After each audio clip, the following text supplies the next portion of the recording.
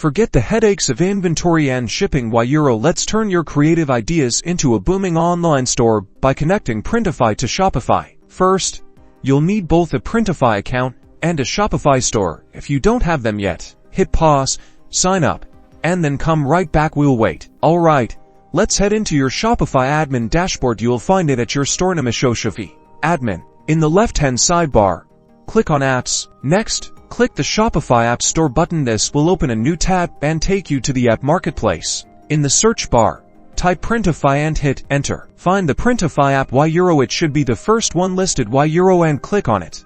Now, click the Install button. This will redirect you back to your Shopify store for authorization. Review the app permissions carefully, and then click Install App to grant Printify access to your Shopify store.